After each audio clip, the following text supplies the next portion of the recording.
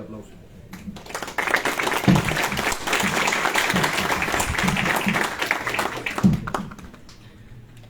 Buenas tardes, espero que no se me caiga a mí. Bueno, en primer lugar quiero dar las gracias, por supuesto, a la Universidad de San Marcos. Es la primera vez que vengo a la Universidad de San Marcos, es la cuarta vez que vengo al Perú, pero a la Universidad de San Marcos es la primera. Y la verdad es que me ha sorprendido gratamente. Por supuesto, tengo que dar las gracias también al doctor Bruset, al doctor Neira, por haber venido, y sobre todo, por encima de todo, al doctor Pérez Arroyo y al Instituto Peruano de Criminología y Ciencias Penales. También, por supuesto, muchas gracias, José Masilla, por esta invitación al taller. Bien, la verdad es que quiero decir que estoy muy contento. Estoy muy contento por la afluencia que ha habido. Y fíjense ustedes por una razón muy curiosa. Si están ustedes aquí es porque tienen interés en el conocimiento. Yo hacía un tiempo considerable que vengo pensando que el poder no quiere ciudadanos formados. El poder quiere sujetos sumisos, sujetos ignorantes, porque los ciudadanos formados son ciudadanos libres. El conocimiento nos hará libres, la ignorancia nos hará sumisos y genuflexos. Y el poder no quiere ciudadanos formados porque el poder se resiste cada vez más al establecimiento de los principios democráticos. Entonces los ciudadanos son propios de un Estado democrático, mientras que los súbditos son propios de un Estado autoritario. Por eso, si están ustedes aquí, es que todavía confían en esos principios de un sistema democrático, y por eso les doy las gracias. Yo siempre he dicho que cuando ustedes abren un libro, les están haciendo un favor a la democracia. Digo un libro de verdad, no digo Harry Potter. Cuando abren ustedes un libro, le hacen un favor a la democracia y se convierten en auténticos demócratas y defensores de los derechos fundamentales, y eso es maravilloso. Así que por eso les doy las gracias, porque con su presencia aquí, por un mero interés que manifiesten ustedes en el conocimiento epistemológico o no epistemológico, están ustedes demostrando su interés por los derechos fundamentales y, en consecuencia, por la democracia. ¿Por qué? Porque esto es muy necesario hoy en día. Vivimos en una deriva cada vez más inquisitiva, y esto se ve en todo, Ahora vamos a hablar del proceso, pero se ve en todo. ¿Por qué? Porque fíjense, de un tiempo a esta parte estamos escuchando en los medios de comunicación unas palabras en todo el mundo, que a mí me dan mucho miedo, que se utilizaron especialmente durante la pandemia de la COVID en todos los estados del mundo. Porque son tres palabras que unidas todas ellas, han sido utilizadas por todas las dictaduras del siglo XX, de uno y otro signo, para vulnerar y para restringir derechos fundamentales de los ciudadanos, y acaso algo peor. Estas tres palabras terribles, que cuando ustedes las escuchen lo mejor que pueden hacer es salir corriendo, son peligrosidad, bien común y pueblo. Las tres palabras unidas, recuérdenlo, han sido las utilizadas por los estados autoritarios para restringir derechos fundamentales. ¿Por qué digo esto? Bien, en relación con la prisión provisional prácticamente ocurre lo mismo, ha ocurrido lo mismo. En España también puede ocurrir, y de hecho ha ocurrido lo mismo. Los medios de comunicación, aquello de los juicios paralelos, contribuyen a todo esto, contribuyen a una inquisición pública. Si repasamos los libros de historia, antiguamente, en el proceso inquisitivo, después de la condena, evidentemente sin ningún tipo de garantía de la persona, se le ejecutaba en la plaza pública. Y la ejecución de la plaza pública era una actividad lúdica. Los padres llevaban a sus hijos a ver la ejecución en la plaza pública. Los niños pedían a su padre que por favor le llevase a ver la ejecución en la plaza pública. Esto ocurre todavía en algunos estados. Durante un tiempo estuve representando a España a la Escuela Judicial del Consejo General del Poder Judicial en algunos estados, en la red euroárabe de formación judicial, donde forman parte algunos estados poco democráticos, por así decirlo, y en concreto, por ejemplo, en Arabia Saudí todavía hay ejecuciones públicas, y la gente va a ver la ejecución pública. Esto es una cosa terrible, Pues bien, de un tiempo a esta parte, los estados occidentales hemos sustituido esta ejecución pública de muerte por los medios de comunicación. Los medios de comunicación, en muchas ocasiones, sobre todo cuando son juicios de personas conocidas, fundamentalmente de políticos, o recientemente en España, con supuestos relacionados, por ejemplo, con la manada, delitos sexuales, delitos que causan efectivamente algo peligroso a la sociedad, que te remueven las tripas, que te remueven la conciencia, ¿no? Utiliza los medios de comunicación como un juicio previo. Hay personas que están ya condenadas por la sociedad antes del juicio. Y eso es muy peligroso, porque entonces, ¿dónde queda el proceso? Y sobre todo, ¿dónde queda la figura del juez? En España, por ejemplo, el emisor del voto particular de la sentencia de la manada fue fustigado públicamente por los medios de comunicación y por ciertas asociaciones. Se colgaban carteles por las calles diciendo cómo era posible que esta persona no los hubiera condenado a todo lo que, en vez de abuso, de agresión, abuso sexual. ¿Cómo es posible? Esto priva de libertad al juez. Esto priva de libertad al sistema judicial. ¿Por qué? Porque no les voy a negar que cuando vemos en medios de comunicación o cuando vemos un caso realmente que te remueve las tripas de estas a cualquier persona, pues por este instinto humano le salen esas ganas de venganza, ¿no? Pero el proceso penal no tiene por objeto la venganza, ni mucho menos. Nosotros los jueces no somos justicieros, somos jueces. Aplicamos la ley. Estamos sometidos al principio de legalidad y aplicamos la ley. Ya está, nos guste o no nos guste. Positivismo jurídico, que es, a fin y al cabo, el principio de legalidad, lo que tenemos en el derecho continental. Y además, la pena, dice la Constitución española, está orientada principalmente hacia la reinserción social, hacia la rehabilitación y la reinserción social. Es cierto que el Tribunal Constitucional dice que esto no impide que la pena también esté orientada a otros fines, que son la prevención, general o especial, o la retribución de la pena. Pero la finalidad principal de la pena es la reinserción social, no es la retribución, no es la venganza por parte de los poderes públicos hacia una persona por haber cometido un hecho delictivo. Y esto es muy importante, Así que, por favor, combatamos las ejecuciones públicas por parte de los medios de comunicación y por parte de todos, por parte de las redes sociales, que hoy en día se dicen cantidad de barbaridades en las redes sociales, y volvamos a esto. Bien, dicho esto, que ya me he quedado a gusto con esto que acabo de decir, vamos a hablar de algo muy importante, que son los derechos fundamentales del imputado en el proceso penal. Hasta hace poco en España se le llamaba imputado, luego una modificación legislativa en el año 2015 pasó a llamarle investigado. Se hizo porque, según el legislador español, el concepto de imputado por los medios de comunicación era demasiado estigmatizador. Entonces, como era demasiado estigmatizador, en vez de llamarle imputado, vamos a llamarle investigado. ¿Qué ocurre ahora? Pues que es exactamente lo mismo. Se hace lo mismo con el investigado en los medios de comunicación que con el imputado. Por tanto, investigado pasa a ser igual de estigmatizador que el imputado, hasta que mañana nos inventemos otro nombre que volvamos poco a poco a estigmatizar. Pero bueno, en cualquier caso, sigue siendo, actualmente es el investigado y el imputado aquí en el Perú. El imputado es la parte pasiva del proceso penal, a diferencia del sistema inquisitivo. En un sistema acusatorio, el investigado, el acusado, el imputado es una parte pasiva del proceso penal y, por tanto, es titular del derecho de defensa. A diferencia del sistema inquisitivo, donde el imputado era el objeto del proceso, sin ningún tipo de derecho. Claro, pero ¿qué significa? Porque esto podrían ser meras declaraciones de intenciones, podría ser papel mojado. ¿Qué significa que una persona que el imputado sea parte pasiva, a diferencia de objeto procesal? Pues que es titular del derecho de defensa. Y el derecho de defensa únicamente lo tiene la parte pasiva del proceso penal. De parte pasiva, es decir, el imputado.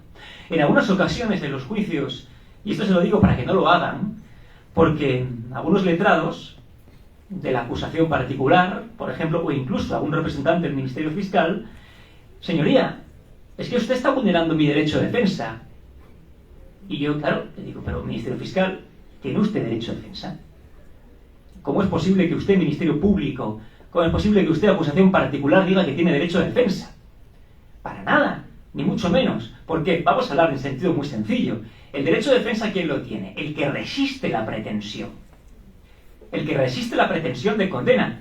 Si es una pretensión de condena, por ejemplo, a 6 años de prisión por la comisión de un delito de estafa, el que se defiende es el único que tiene derecho de defensa. El que está diciendo, no, señoría, yo no estafé a nadie. Yo tengo el derecho de defensa. Pero el que imputa a otro, el que ejercita respecto de otro una pretensión de condena por la comisión, por la presunta comisión de un delito de estafa, no tiene ningún derecho de defensa. ¿Cómo va a tener derecho de defensa si se está atacando?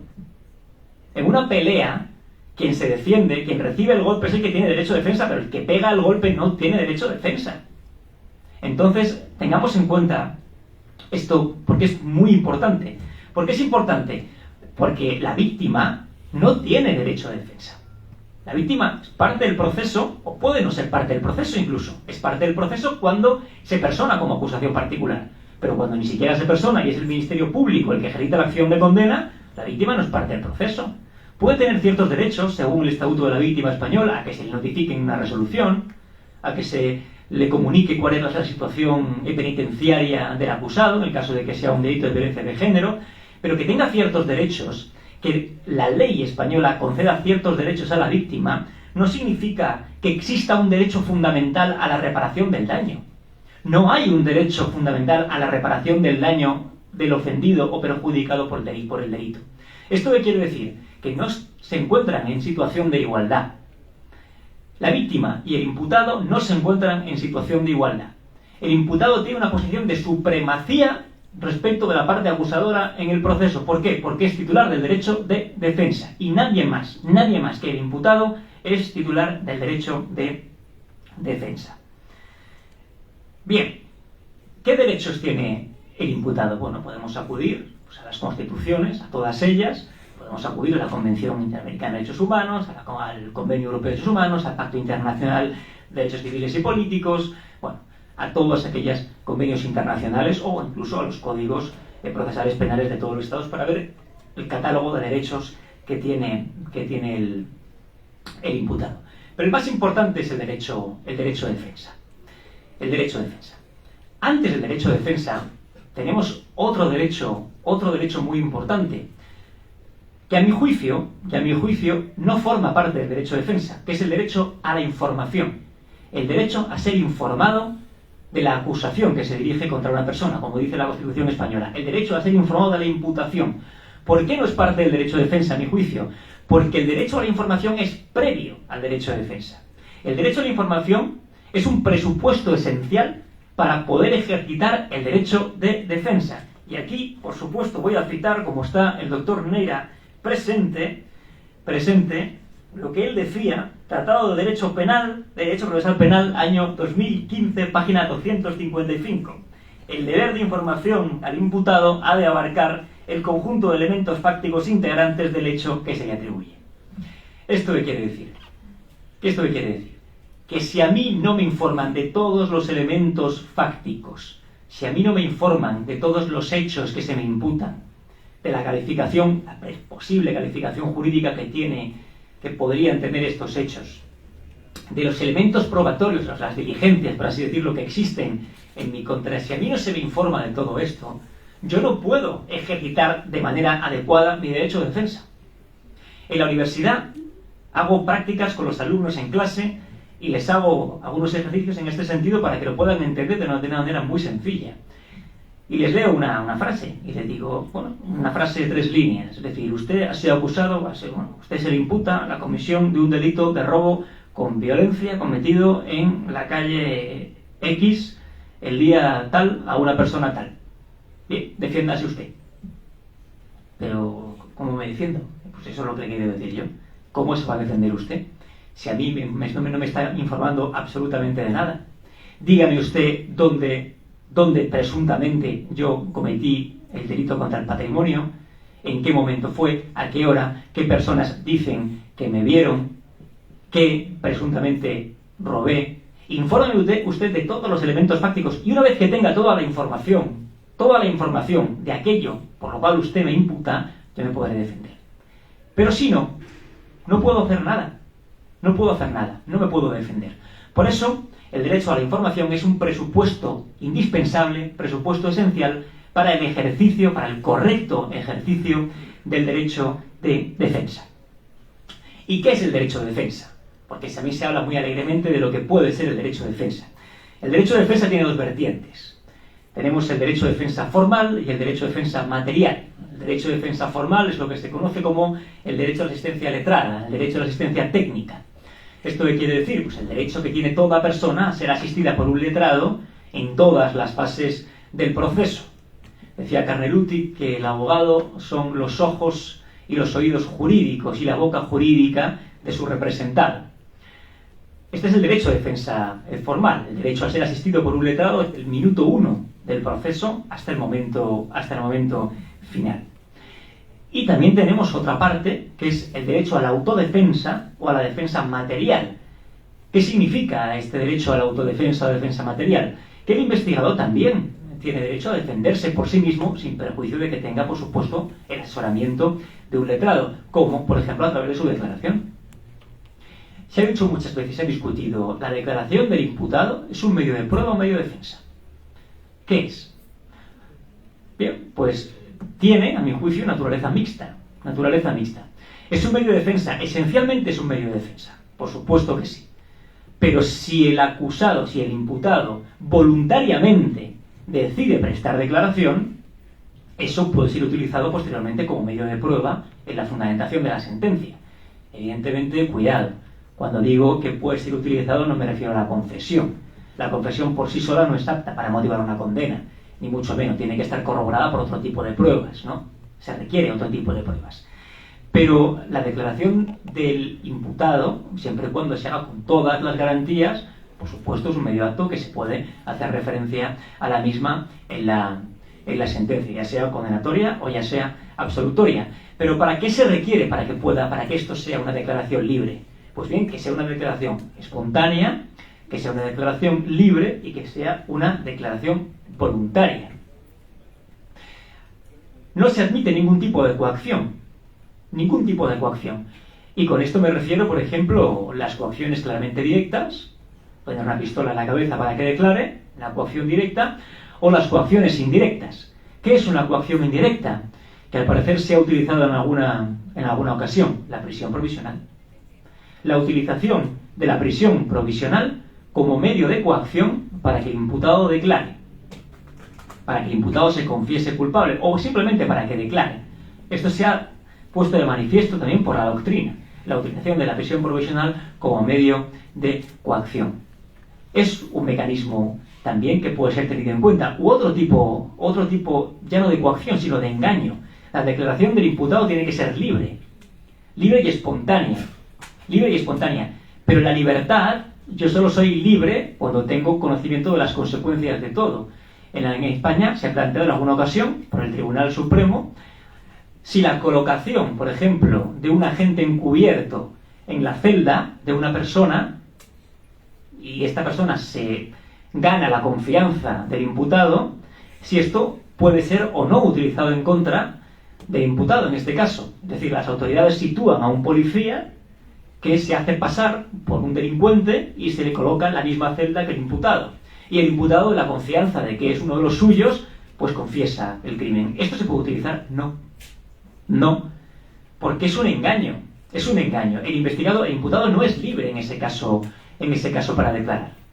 Además, no tiene por qué ser cierto lo que diga. Es posible que se esté jactando de algo que no sea verdad, simplemente porque quiere ganarse la confianza o el respeto de los demás presos. Puede ser por cantidad de motivaciones. Pero la declaración del imputado tiene que ser siempre libre. Solo si hay libertad de la declaración del imputado puede ser utilizada y se garantizará su consideración como sujeto del proceso y no como objeto del mismo. Tenemos también dos derechos muy importantes. Uno de ellos que traté en mi tesis doctoral, que es el derecho al silencio. El derecho al silencio, gracias a Dios, tienen ustedes un código procesal penal maravilloso, artículo 87, si no me equivoco, que dice que la declaración del acusado no podrá ser utilizada en contra, el silencio del acusado no podrá ser utilizado en su contra, no puede tener ningún tipo de consecuencia perjudicial para él. Esto, desgraciadamente, no existe en España. esta coletilla no existe en España. En España tenemos el artículo 118 y el 520 de la Ley de Enjuiciamiento Criminal dicen que el acusado tiene derecho a guardar silencio, total o parcial, pero no dicen nada de que el silencio puede ser utilizado en contra o no del imputado. Es más, en Europa, el silencio del investigado se puede utilizar, de hecho se utiliza, a mi juicio de forma totalmente errónea y vulneratoria del derecho al silencio, del derecho de defensa, como un indicio más de culpabilidad del imputado. Esto trae causa de una sentencia que para mí fue un punto de inflexión en la merma de los derechos fundamentales del imputado, que fue la sentencia John Murray. La sentencia John Murray del Tribunal Europeo de Derechos Humanos dijo que cuando del acervo probatorio se deduzcan indicios de culpabilidad suficientes contra una persona, el no ofrecer una explicación por parte de esa persona, es decir, callarse, puede ser utilizado como un indicio más de que el relato inculpatorio es efectivamente cierto. Esto es una vulneración patente. Decía el doctor Nieva Fenoll que lo que se pretende en ese caso no es que la declaración del imputado sea un indicio más, sino que lo que se pretende es que ante la ausencia de evidencias suficientes, la declaración del imputado se utilice como un instrumento para la condena. Como no tengo pruebas suficientes, utilizo el silencio del imputado como esta justificación para condenar. Esto es una cosa terrible.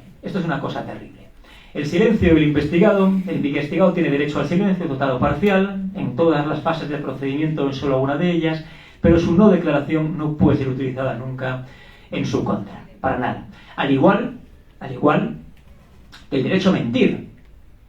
En alguna ocasión hemos comentado también, ¿existe un derecho a mentir del acusado, del imputado? Sí, por supuesto que existe. Más que un derecho a mentir, existe un derecho a que no se derive ninguna consecuencia perjudicial de su declaración mendaz. ¿Por qué? Fíjense en una cosa muy curiosa.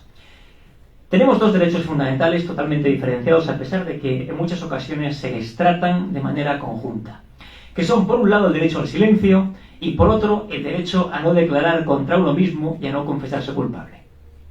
Se utilizan de forma indistinta en algunas ocasiones, pero no tienen nada que ver. ¿Por qué? Porque el derecho al silencio solo se puede ejercitar de una forma, callándose. De una forma. Es decir, si yo hablo, ya no es silencio. Si a mí, ante una pregunta del juez, yo digo sí o no, ya no es silencio. ¿Qué es? Derecho a no declarar contra uno mismo y a no confesarse culpable. ¿Esto qué quiere decir? ¿Cuál es la forma natural de mentir en el proceso penal? Porque no nos engañemos. Los imputados y los acusados mienten. Si no mintiesen, no tendría sentido el proceso. Todos seríamos buenos, todos diríamos la verdad y ya está, todo solucionado. Pero mienten. Por eso existe efectivamente la contradicción. La cárcel está llena de inocentes, ya lo sabemos. Y en los procesos penales, todos los que van ahí son inocentes. Señoría, yo soy inocente, yo no he sido. No, es que usted no ha sido nadie. No ha sido nadie, nunca es nadie. Entonces, ¿esto qué quiere decir? Los acusados mienten. Por supuesto que mienten. Y tienen derecho a mentir. ¿Por qué? Porque ¿cuál es la forma natural de mentir en el proceso penal? El derecho a no declarar contra uno mismo y a no confesarse culpable. Es decir, si yo no declaro contra uno mismo y no me confieso culpable, pero hablo, esto no es silencio, porque estoy hablando. Entonces, si no declaro contra mí mismo, tengo que mentir. No estoy declarando contra... Entonces, evidentemente, miento. Si no me confieso culpable, tengo que mentir. ¿Y cómo miento? Mediante la coartada, que es la forma esencial, es decir, es la forma natural de mentir en el proceso penal, la coartada. ¿Y por qué digo que no se puede utilizar en su contra? Fíjense ustedes. La coartada, el descubrimiento de la falsedad de la coartada, no implica que aquello por lo cual se me acusa sea cierto. Por ejemplo, un asesinato cometido en esa esquina. Yo le pregunto, o el Ministerio Público pregunta al acusado, ¿estaba usted en esa esquina? No. Estaba tomándome una chicha morada en Miraflores, en el bar X. Y luego resulta que la acusación trae como testigo a la dueña del bar X y le pregunta, ¿El señor acusado estaba a ese día, a esa hora, tomando una chicha morada en su establecimiento? Y la empleada del establecimiento responde, no. ¿Ha mentido? Sí. Pero que ese sujeto no estuviese tomando la chicha morada ese día en el establecimiento implica de forma lógica que asesinó a esa persona en esa esquina. No. Lo único que me dice el descubrimiento de la falsedad de la coartada es que la coartada es falsa. No que la atribución de hechos delictivos sea cierta. Tendrá usted que acreditar que yo estaba ahí asesinando a esa persona. Porque que ha quedado claro que yo no estaba tomándome la chicha morada es evidente. Eso sí. Pero que sea un asesino, que sea un mentiroso, no significa que yo sea un asesino. Vean ustedes algunas películas. Hay algunas películas, el cine actual es una cosa terrorífica. Es mejor quedarse en casa y ver unas películas de Billy Wilder o algo de cine clásico, ¿no? Excepto Sorrentino y algunas cosas más, es mejor no ver absolutamente nada, ¿no? Pero vean ustedes algunas películas. Ahora mismo recuerdo una película donde salía Al Pacino, que se llamaba El abogado del diablo, creo que era, donde le decían, es que quiero convencer al jurado de que usted es mala persona. Usted es mala persona, pero que usted sea mala persona, que usted sea un mentiroso, que usted sea bebedor, que usted sea un drogadicto, no significa que haya matado a esa persona en esa esquina. Tendrá usted que probar que yo lo he hecho. Pero que yo no estaba en ese sitio no significa que yo haya cometido ese asesinato. Bien, con esto, ¿qué quiero decir? Y con esto concluyo. Volvamos al garantismo. Volvamos al garantismo. No nos dejemos llevar por esa bilis, por ese odio que los medios de comunicación intentan cada vez más inculcarnos, que los políticos de uno y otro lado intentan inculcarnos, este maniqueísmo que está tan de moda hoy en día. Si no eres de los míos, estás conmigo o estás contra mí. No, disculpe, yo soy libre, y puedo estar con usted en algunas cosas y con usted en otras. Pero dejemos ese maniqueísmo, volvamos al garantismo y, desde luego, reivindiquemos el conocimiento y reivindiquemos los libros. Lo comentábamos antes con el doctor Pérez Arroyo. Es decir, la importancia del libro. Dejemos las redes sociales, estas píldoras de TikTok, ¿no? Estas píldoras informativas, y volvamos otra vez. ¿Por qué? Porque las redes sociales introducen en la vida una vertiginosidad que es incompatible con la lectura, con la reflexión. Entonces dejemos todo esto y volvamos a abrir los clásicos. Yo siempre, al principio de las clases de procesal, el primer día de clases en la universidad, les digo a los alumnos, miren ustedes, a mí me da igual lo que ustedes hagan en todo el curso. Ustedes pueden ir a clase, pueden no venir, hagan lo que quieran. Pero quiero que cada uno de ustedes elija un libro de un procesalista clásico y se lo lean. Y al final de curso me hagan un trabajo de ese libro. Me da igual, pueden coger ustedes a Prieto Castro, pueden coger ustedes a Fairén, pueden coger ustedes a Jaime Guas, pueden coger a Miguel Fenech, a quien quiera. Y léanselo con calma, sin internet, sin el Instagram al lado, sin subir una fotografía, sin subir una story, no, léanselo, reflexionen acerca de lo que dicen, y si es corto el libro, mejor. Y luego, cuando sepan ya ustedes los conceptos básicos del derecho procesal, ya podemos empezar en el siguiente semestre a hablar de procesal, porque lo que habremos hecho durante este semestre hasta que no terminen ustedes el libro será perder el tiempo. Así que regresemos de nuevo a los clásicos y por favor, volvamos al garantismo. Y quiero terminar con una frase que le he comentado antes, que no es mía, sino de Schopenhauer, que decía, la pronunció también Ernesto Sábato, maravilloso novelista argentino, en un programa de televisión de español hace muchísimos años. Decía Schopenhauer, hay épocas en las que el progreso es reaccionario y lo reaccionario es progresista. Ténganlo ustedes bien presentes. Parece ser que hoy en día el garantismo es lo reaccionario, cuando lo realmente progresista es el garantismo. Así que seamos progresistas, seamos demócratas y seamos garantistas y protejamos al imputado. Gracias.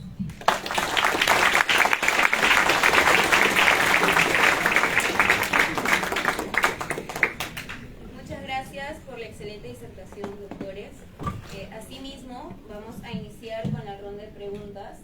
Los que quieran realizar su pregunta pueden alzar la mano.